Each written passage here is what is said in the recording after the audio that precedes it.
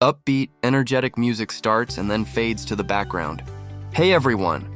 Ever feel like you're spending hours and hours studying, but nothing's actually sticking in your brain? You highlight everything, you reread your notes a million times, but when the test comes, poof, it's all gone.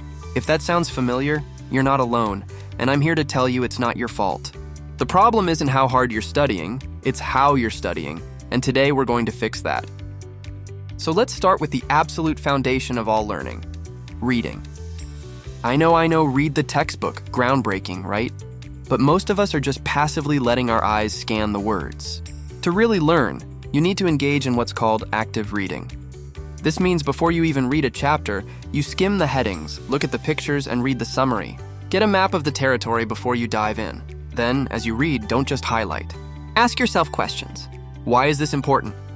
How does this connect to what I learned last week? Argue with the author in your head. This active engagement is what moves information from your short-term, cram it in memory to your long-term, I actually know this memory. Okay, so you've actively read the material. Now what? You take notes.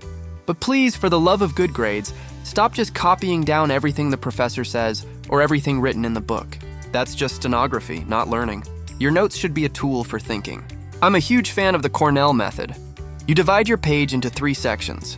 A main notes area, a smaller column on the side for cues or questions, and a summary section at the bottom. During class, you take your notes in the main section. Simple enough. But here's the magic. Right after class, you review your notes, and in that side column, you write down key questions or cue words that correspond to the notes. Later, you can cover the main section and try to answer the questions in the cue column. This is active recall, the single most effective way to study. Finally, you write a 1 or 2 sentence summary at the bottom. Boom, you've just processed the information 3 times. Another powerful technique is mind mapping. Instead of a linear list, you start with the central topic in the middle of the page and branch out with related ideas, concepts, and details. This visual method is amazing for connecting different pieces of information and seeing the big picture. It's how our brains naturally work, through association. Now for the million-dollar question. How long should you actually be doing all this every day? Forget those 8-hour marathon study sessions fueled by caffeine and desperation. They don't work. Our brains have a limited attention span.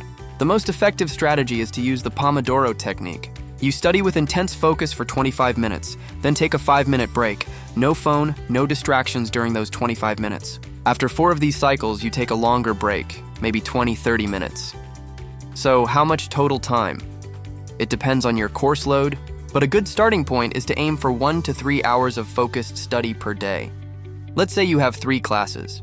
You could do 2 25-minute Pomodoro sessions for each class. That's 2.5 hours of high-quality focused work. This consistency is far more powerful than one panicked all-night cram session. It's about building a sustainable habit, a routine. Think of it like going to the gym. You wouldn't work out for 10 hours straight on a Sunday and expect to be fit for the rest of the month.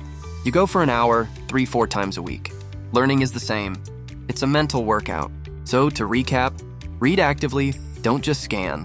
Take smart notes using methods like Cornell or mind mapping to force your brain to think. And study in focused, consistent bursts of about 1 to 3 hours a day, not in exhausting marathons. Start implementing these strategies, and I promise you, you'll not only see your grades improve, but you'll also feel less stressed and have more free time. You've got this. Music swells and fades out.